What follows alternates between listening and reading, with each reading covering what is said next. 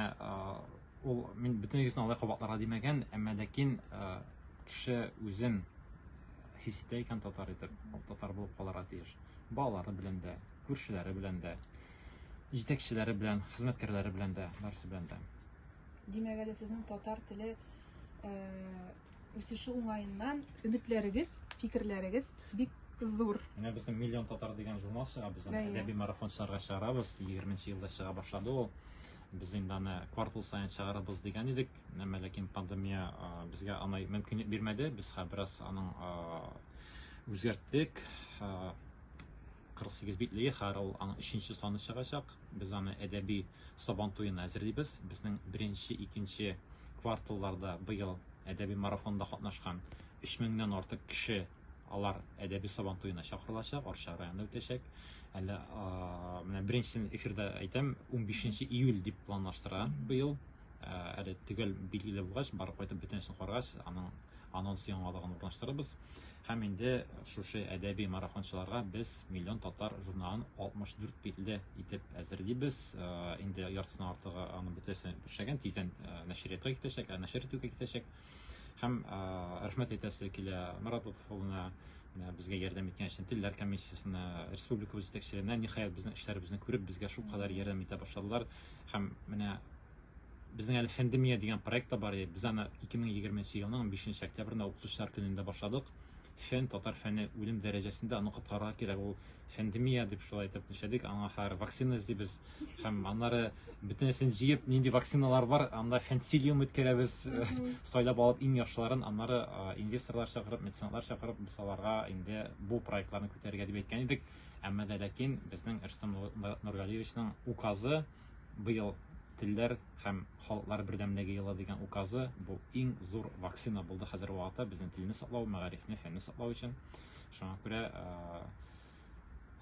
шат менә бу вакцина дип әйтгәндә шушы куштырнаклар эчендә ул бер елда гына калмасын, киләчәктә дә дәвам итсен иде.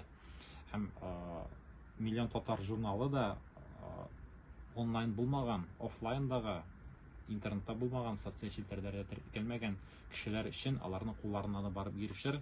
Һәм без инде әлеге проект кысаларында нәкъ менә татарның рухын үстерә торган, татар шәхесләре белән таныштыра торган, аны алга тәрә торган шундый мәгълүматларны ирештерергә тырышабыз.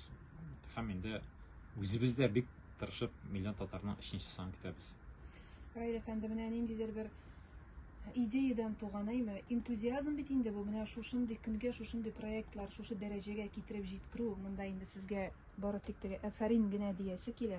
Ул бит башлангыч чорда бернинди ярдәм итүчеләрсез, үз уең, фикерең ничектер менә алга этәрү менә була бит, булдыра алабыз бит, нәрсәдер эшләргә кирәк бит дип, һәм менә шундый зур проектлар җитәкчесез. Менә шул социаль челтәрләргә әйләнеп кайтсак, менә бүген радио тыңлаучыларга да кызыктыр. Татарча мәгълүматны ничек алга чыгарыйк? Ничек бирик, ничек җиткерик, нәрсә эшләргә кирәк? Социаль челтәрләрдә без татарлар тарафыннан үзебезне ишеттерү, тыңлату, күрсәтү өчен. Интернет маркетингны өйрәнегез. Башка бер нәрсә әйтә алмыйм. Интернет маркетингны өйрәнергә, гомумән маркетинг, ягъни нәрсәдер сату, нәрсәдер ирештерү. Сатып алучыга бу очракта инде һәрбер халыкка, һәрбер кешегә.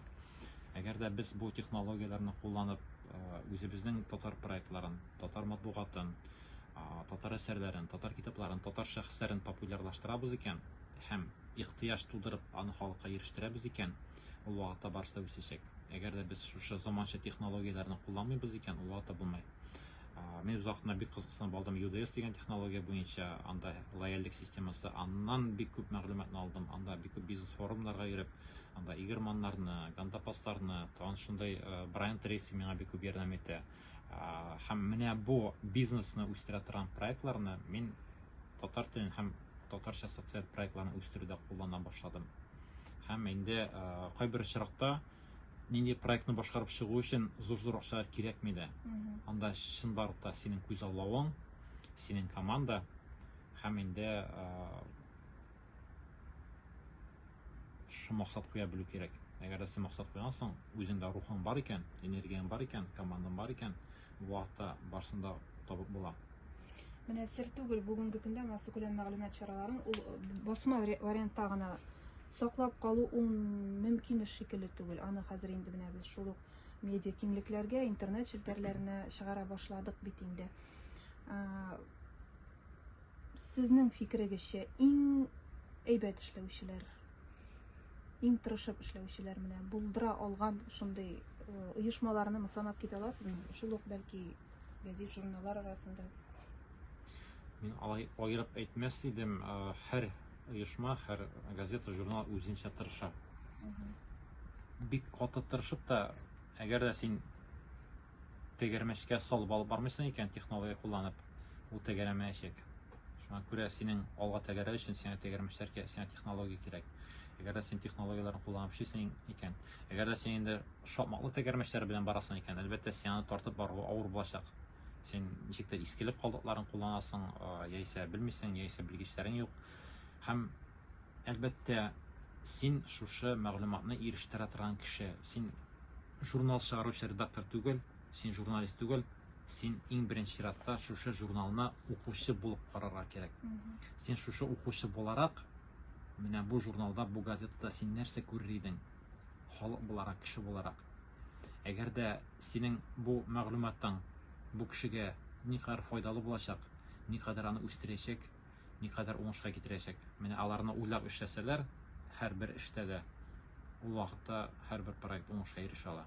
Сезгә менә ярдәм итегез әле дип, нәрсә эшлик дип мөрәҗәгать итүчеләр бардыр? Миңа аны мөрәҗәгать итүчеләр бар. Мин рәхмәт әйтергә телим Радик Сабировка, үз вакытында Идел журналына килеп, Идел журналының сайтын күтәрергә ярдәм иттем. Радик та бу вакытта бик күп әйбер өйрәнде, ул бик тырыш егет. Хәзер вакытта Шәһри Казанна әйтеп китәргә була. Шулай мин белем җәүһәрләрендә катнашта ватаным Татарстанлылар, алар шулай бик популяр. Менә безнең белем җәүһәрләре дигән конкурс бар. Конкурсларга чыгарга, ярышырга, башка кешеләрнең ничек эшләүләрен бөтенсен өйрәнергә, менә кемнәр шулай итеп башкаларны да карап, башка тәҗрибәләрне күреп өйрәнә, алар инде күбрәк уңышлы. Менә шул Радик Сабиров, ул бик күп бизнес китапларны укыды. Шул Ганда Пасарны, тагын кемнәрнең бөтенсендә. Әгәр дә һәр кеше менә шундый максат куя икән үсеш турында, һәр татар үсеше турында максат куя икән, ул үсә. Әгәр бетте инде безнең бөтен нәрсә дип шулай итеп ничә икән, ул бетә. Шуңа күрә фикерләү кирәк. Әгәр без үсәбез, ныгыйбыз дип әйтәбез икән, без үсәбез, ныгыйбыз. Әгәр без бетәбез дип язабыз икән, без бетәбез. Шуңа күрә һәр журналист, һәр корреспондент үзенең текстында, татар телендә язган чагында үзенең фикерен тиешенчә позитив, яхшы итеп ирештерә белергә тиеш. Әгәр дә негатив китә икән, ул негатив, ул разрушающий, җимерә торган әйбер. Безгә конструктив үстерә торган әйберләр кирәк. Татар халкына хәзер вакытта андай әйберләр бар, шактый татар халкы үсәчәк, ул бик ныгыячак. Кайдадыр мин яздым. Әле безнең татар халкы кимендә 100 мең әле ел яшәячәк дигәчтен берсе язган 100 мең елдан соң нәрсә булачак дип, аннары сөйләшербез дип җавап бирдем. Һәм бу уңайдан сезнең радио тыңлаучыларга менә әйтәсе фикерләрегез, теләкләрегез кыска гына. Кыса гына, хөрмәтле радио тыңлаучылар, иң беренче чиратта үзегезнең туган телегездә мәгълүматны алырга тырышыгыз. Радиолар тыңлагыз, Болгар радиосын тыңлагыз, газеталарны алдырыгыз, интернетта аларны укыгыз, балаларыгыз белән татарча сөйләшегез. Һәм гомумән үзегезнең туган телдә сөйләшеп уңышка ирешегез. Әгәр дә сез уңышка ирешәсез икән, сез үзегезнең балаларыгыз, оныкларыгыз алдында кумир булачаксыз. Алар инде каяндыр урамнан, чит илдән, ниндидер башка культурага, башка телгә тартылмаячак. Нәкъ менә сезгә, сезнең хезмәтләренә ихтирам итеп, үзебезнең киләчәкне тагын да яхшы итеп булдырачаклар. Рәхмәт сезгә әңгәмәгез өчен. Бүген бездә кунакта Раил Гатауллин булды. Киләсе очрашуларга кадәр сау булашабыз сезнең белән.